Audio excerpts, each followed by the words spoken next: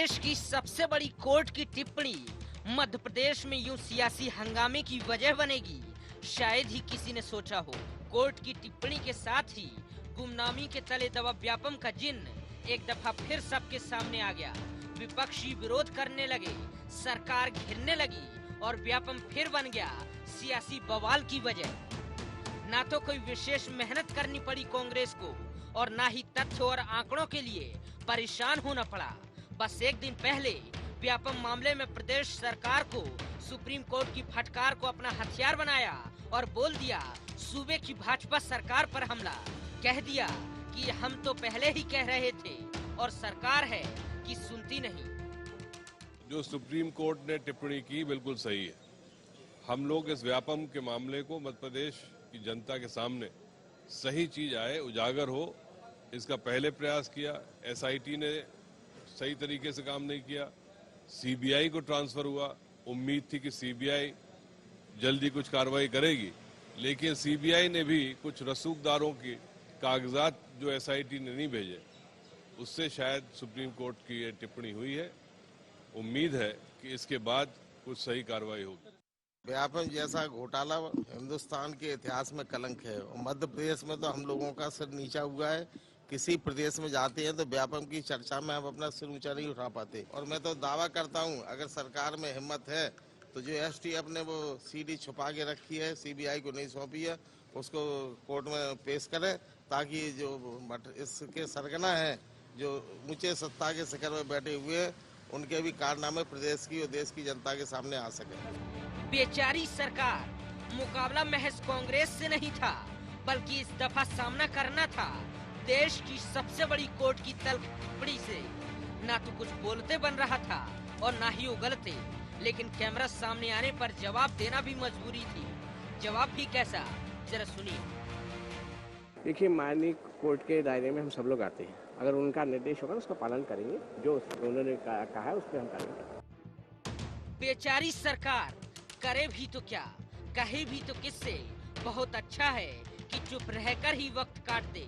ऐसा ही कुछ करती भी नजर आ रही है वो।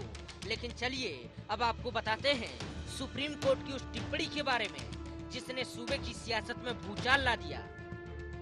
ऐसे घोटालों पर हम अपनी आंखें बंद किए रहेंगे तो ये रुकेंगे नहीं।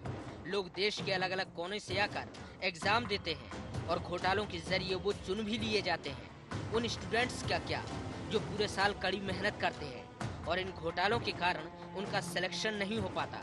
ये मामला केवल सामूहिक नकल का नहीं है, ये एक सामूहिक घोटाले का इशारा करता है जिसे राष्ट्रीय स्तर का घोटाला माना जा सकता है। बहरहाल सुप्रीम कोर्ट की टिप्पणी ने कांग्रेस की झोली में एक मुद्दा डाल दिया है। ऐसा मुद्दा जिसके कारण सूबे की शिवराज सरकार बैकफुट पर पहुंचती दिखाई दे रही है। ऐसे में अब देखना ये होगा कि सरकार के खिलाफ इस मुद्दे को कांग्रेस किस हद तक भुना पाती है। IND 24 के लिए भोपाल से विवेक पटिया के साथ आकाश सेन की रिपोर्ट।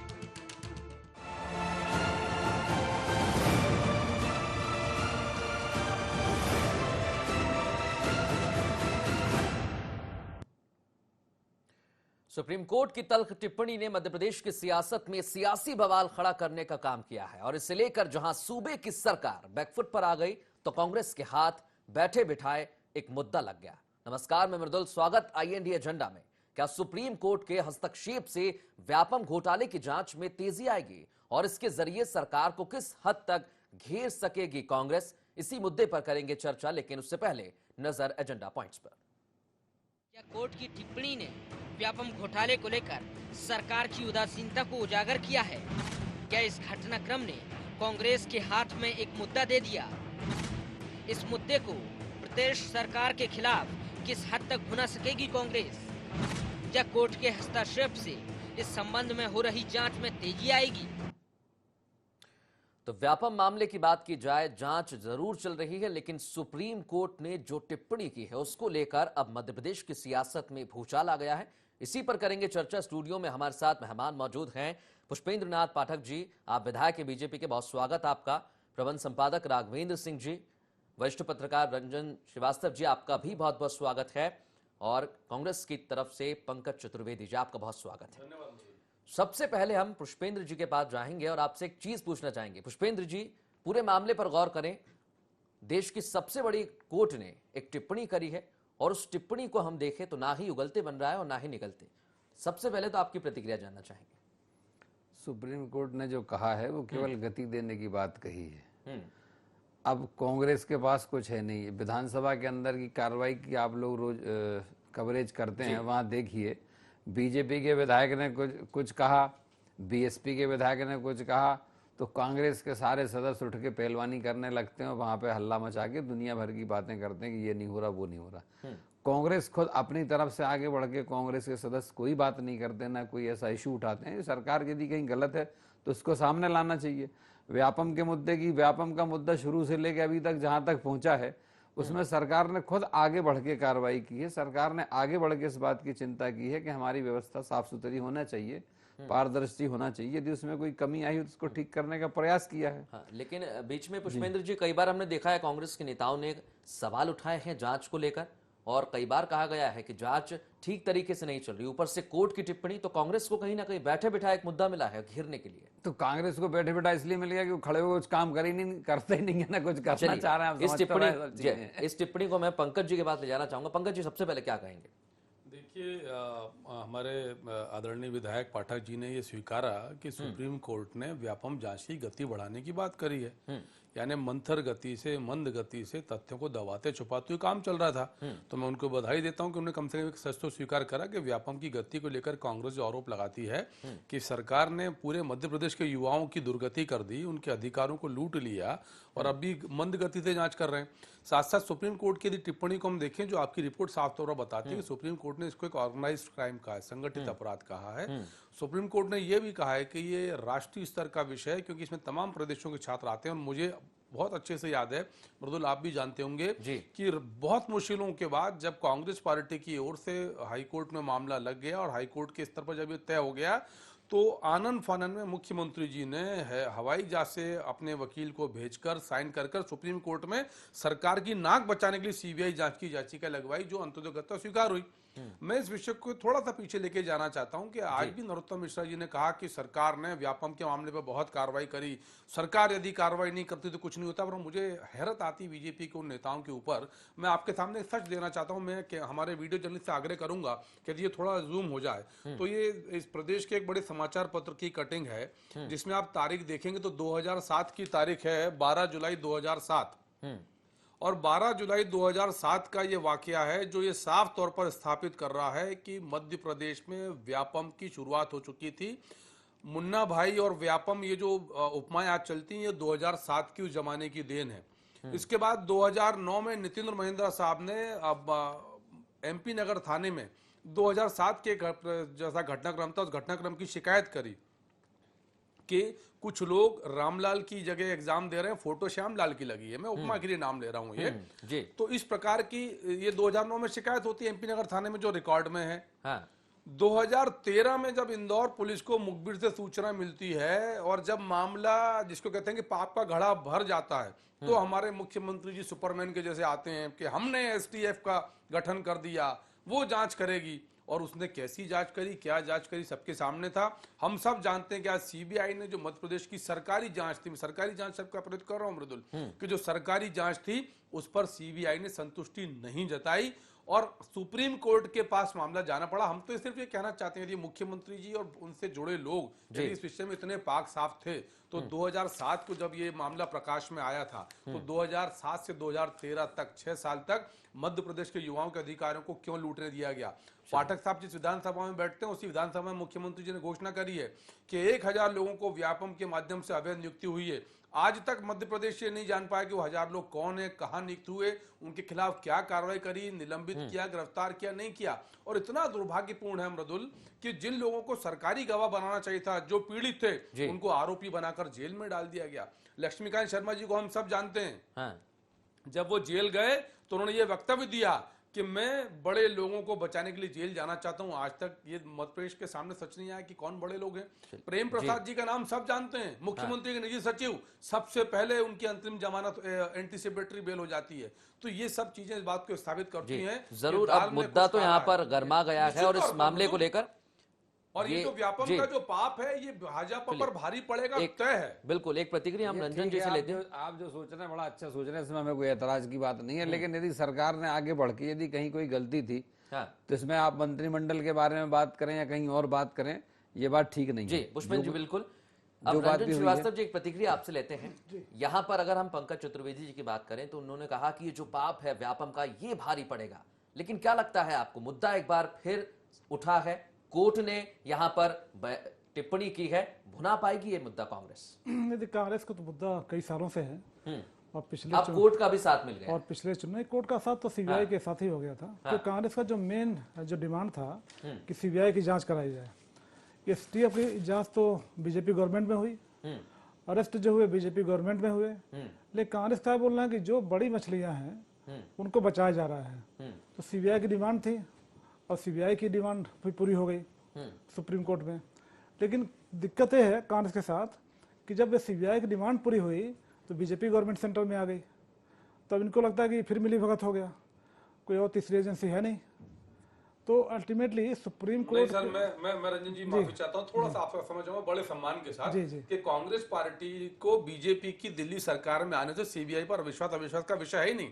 बीजेपी की दिल्ली सरकार को 2 साल से अधिक समय हो गया, सीबीआई 1 साल से जांच करी। हमने तब भी कहा जब मोदी जी की सरकार आ गई थी कि सुप्रीम कोर्ट की निगरानी में व्यापम की सीबीआई जांच हो। तो माफ कीजिएगा, हमें सीबीआई पर अविश्वास जैसी कोई स्थिति नहीं है, ना कोई दिक्कत है दिल्ली में बीजेपी की सरकार। मैं डिमांड की बात कर रहा हूँ, डिमांड तो कई साल चल रहा था और सीएम लगातार ये कह रहे थे कि नहीं हम तो जांच नहीं कराएंगे। जब डेथ हुई अक्षय कुमार की, अक्षय सिंह की जो आज तक में करस्पॉन्डेंट थे, फिर वहां से मामला सीबीआई के पास आया, वहां से टर्न हुआ मामला और वो इंटरनेशनल मामला बन गया।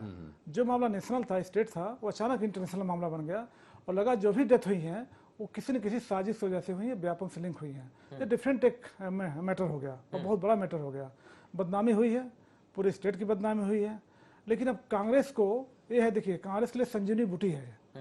अब उस पर निगाह है कि 2018 के चुनाव के पहले सीबीआई कुछ लेके आती है तो कांग्रेस का फायदा होता है, इसके टिप्पणी से कुछ बहुत फायदा होगा ऐसा मुझे नहीं लगता। जी बिल्कुल।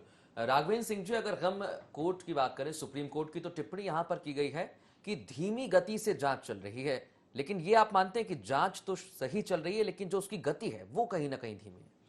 देखिए, सुप्रीम कोर्ट का ये कहना बहुत बड़ी बात है कि जांच धीमी गति से चल रही है। इसका मतलब कि कहीं ना कहीं जो प्रतिपक्ष आरोप लगा रहा है सरकार पर या सीबीआई पर, वो साबित होते हैं।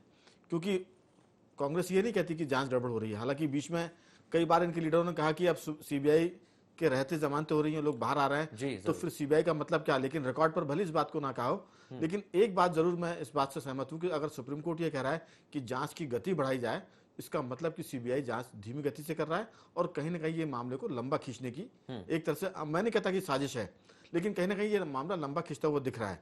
और अगर इस पर सुप्रीम कोर्ट ऐसा कहता है और जांच की गति बढ़ती है, तो आप जो आशंकाएं लोग जता रहे हैं उतनी वैसी ना हो, लेकिन कहीं ना कहीं कुछ जरूर इसके नतीजे सामने आएंगे जो निर्णायक होंगे और वो कहीं ना कहीं राजनीति में भूचाल लेके आएंगे या धमाल लेकर आएंगे। जी बिल्कुल। पुष्पेंद्र जी, एक चीज आपसे जानना चाहेंगे, अगर यहाँ कोर्ट की टिप्पणी को देखें तो आपकी भी उदासीनता कहीं ना कहीं सामने दिखी है, क्योंकि कोर्ट अगर हस्तक्षेप कर रहा है जांच के मामले में तो जरूर कुछ ना कुछ बात होगी, इसलिए कोर्ट को टिप्पणी करनी पड़ी। तो आप मानते हैं जांच क्या? कोर्ट ने जो कुछ भी कहा है वो सीबीआई की गतिविधि को लेके कहा है। उन्होंने भारतीय जनता पार्टी की सरकार क्या कर रही है इसका तो कोई विषय है नहीं अभी। भारतीय जनता पार्टी ने स्वयं आगे बढ़ के यदि सीबीआई को जांच देने की बात कही है, जो खुद जांच हम करा रहे थे, तो वो जांच अपनी जगह चल रही थी, कार्रवाई सब चली रही थी, अपनी गति में थी। सुप्रीम कोर्ट ने केवल ये हुआ कि अभी कोई विषय यदि भी निकाल दिया कि ये चर्चा आनी चाहिए, तो कांग्रेस भले माने कि उनके लिए कोई इशू हो गया, ये मेरे ख्याल से तो कोई इशू की बात नहीं, अपने गति की बात है, वो अपनी गति बढ़ा लेंगे, इससे सरकार कहाँ प्रभावित होने वाली है।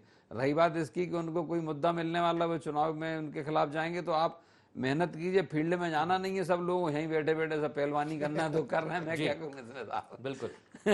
अगर पंकज जी हम इस पूरी तस्वीर को देखें तो यहाँ पर सुप्रीम कोर्ट ने टिप्पणी की है, कल यहाँ टिप्पणी की गई, आज एकदम फिर से मुद्दा उठा, फिर से उसी जोश के साथ आपने इस मुद्दे को उठाया, लेकिन क्या आप इस मुद्दे को वापस जारी रख पाएंगे? क्या इस मुद्दे को लेकर सरकार को घेर पाएंगे? क्योंकि पहले हमने देखा सीबीआई जांच की मांग की गई, लेकिन जैसे ही सीबीआई का गठन हुआ उसके बाद आप फिर से ठंडे पड़ गए, तो क्या अब जो एनर्जी मिली है वो कंटिन्यू कर पाएंगे? देखिए मृदुल, ये आपका विश्लेषण हो सकता है कि ठंडे पड़ गए या नहीं, कई दिनों से इस मामले पे मैं मुझे उत्तर दे लें दीजिए।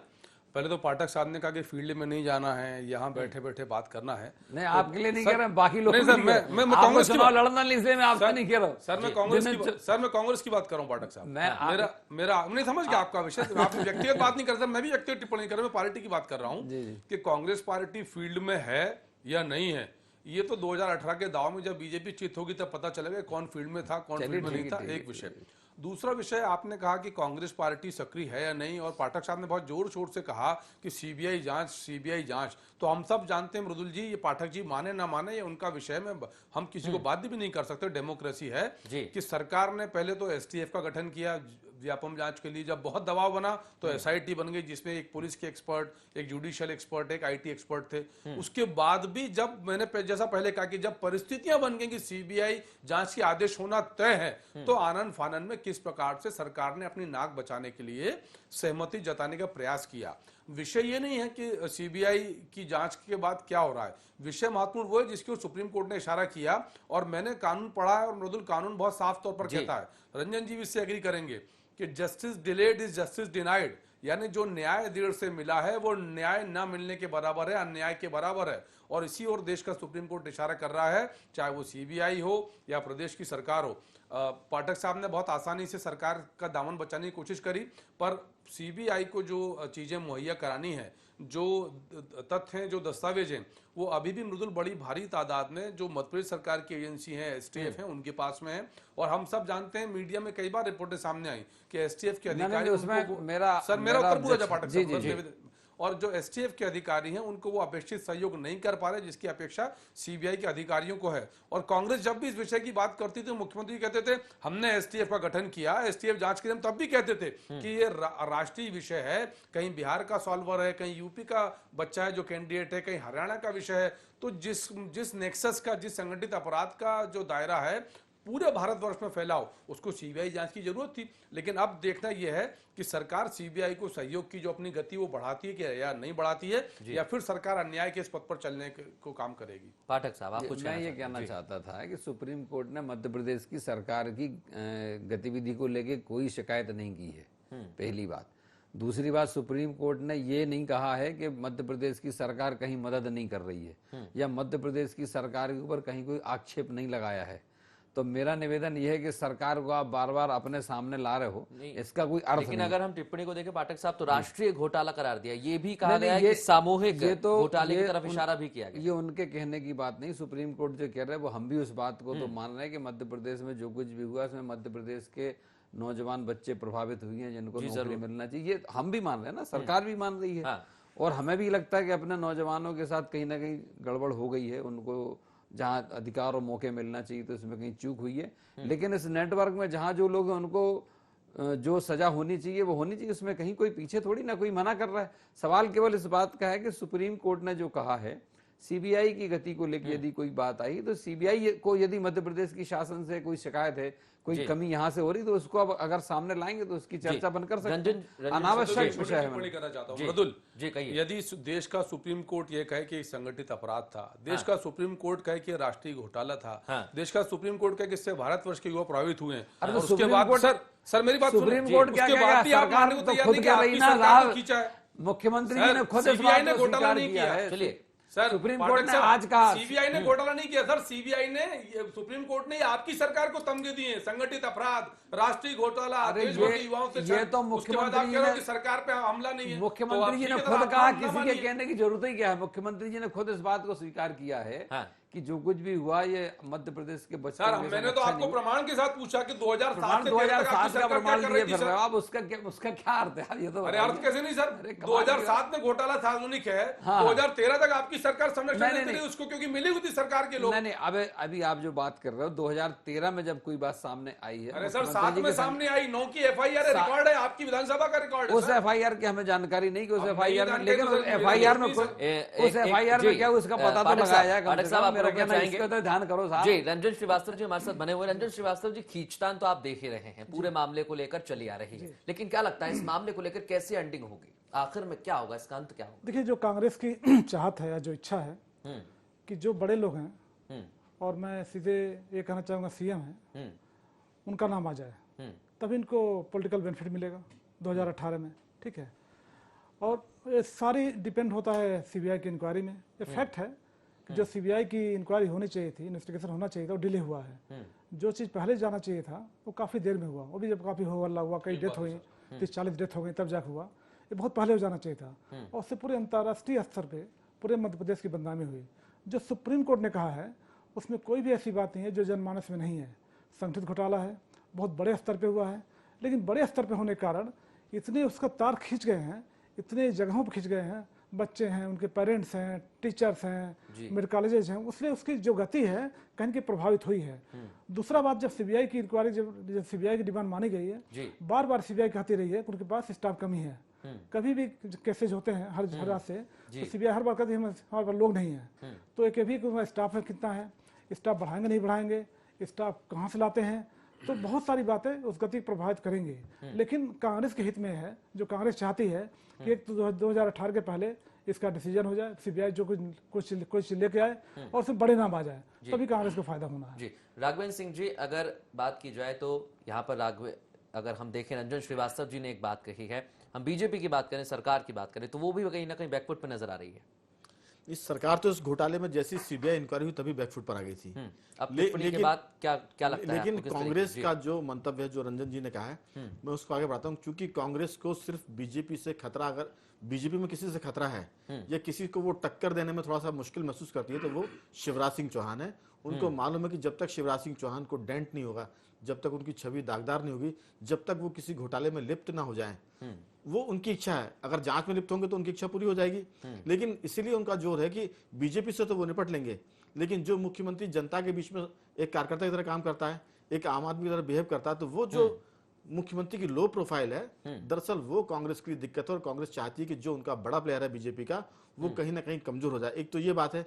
दूसरी बात, सरकार की दिक्कत ये है कि सरकार इस मामले को भले ही धीमी गति से ना चलाना चाहती हो, नहीं कहते कि वो चलाना चाहती हो, लेकिन जो कांग्रेस का आरोप है, उस आरोप की पुष्टि सुप्रीम कोर्ट के इस फैसले में आई है या उस निर्देश में आई है कि इसकी जांच की गति धीमी। तो कहीं ना कहीं सीबीआई भी कटघरे में है, भले ही कांग्रेस उस बात से इनकार करे कि उसने आरोप नहीं लगाया, और सरकार भी कहीं ना कहीं आखिरी सवाल आपसे करना चाहेंगे राघवेंद्र सिंह जी, अगर हम इस पूरे मामले को दें तो क्या व्यापम घोटाला शिवराज सिंह की साख पर कुछ फर्क कर पाएगा या कुछ व्यक्तिगत तौर पर कुछ असर छोड़ पाएगा? देखिए वो क्या कर पाएगा। एक सेकंड, मैं केवल इतना बताना चाहता हूँ कि आपको याद होगा सदन में जितने भी आरोप लगे मुख्यमंत्री जी पे लगाए गए, और उसमें पूरा जो ध्यान था कांग्रेस का, पूरा विपक्ष का ध्यान केवल इस बात पे था कि मुख्यमंत्री जी को टारगेट किया जाए, कहीं उनके ससुराल पे आरोप लगाए कि ससुराल के तमाम लोग हैं। मुख्यमंत्री जी ने अपने वक्तव्य में ये बात कही कि अनावश्यक रूप से हमें और मेरे परिवार और नाते रिश्तेदारों को घसीटा जा रहा है, दूर दूर तक कहीं भी कोई नामो निशान मिल जाए तो इसकी बात करिए। जी पंकज जी, मेरा सर मृदुल मेरा सिर्फ इतना बोलना है कि मुख्यमंत्री जी घोटाले में शामिल नहीं है। यदि पाठक जी कह रहे हैं, मैं स्वीकार करने को तैयार हूं, पर यदि मुख्यमंत्री जी के नेतृत्व में जो सरकार चल रही है उसकी नाक के नीचे घोटाला होता तो ये तय है कि मुख्यमंत्री जी, अक्षम मुख्यमंत्री जो सरकार को नियंत्रित नहीं कर पाते। लक्ष्मणकांत शर्मा जी उनके मंत्री थे, और आज सदन में 2012 के पीएससी घोटाले में सरकार ने माना है कि 23 लोग गिरफ्तार हुए, हम परीक्षा रद्द नहीं कर सकते क्योंकि हो गई। तो जहां पीएससी, डीमेट, व्यापम सब घोटाले हैं, सवाल आप कैसे अभी भी बहुत बड़ा है पंकज जी, और जांच की जा रही है। आप सभी महानुभावों का चर्चा में शामिल होने के लिए बहुत शुक्रिया। अगर व्यापम घोटाले की हम बात करें, अभी भी इस मामले को लेकर जांच की जा रही है, लेकिन जांच पर सवाल खड़े किए हैं सुप्रीम कोर्ट ने और कहा है कि जो जांच चल रही है वो काफी धीमी गति से चल रही है, उसमें तेजी लाई जाए। देखना होगा अब कांग्रेस इस मामले को कैसे भुनाती है और सरकार अपने आप को कैसे डिफेंड करती है और इस जांच में क्या कुछ नए तथ्य सामने आते हैं। फिलहाल इतना ही, नमस्कार।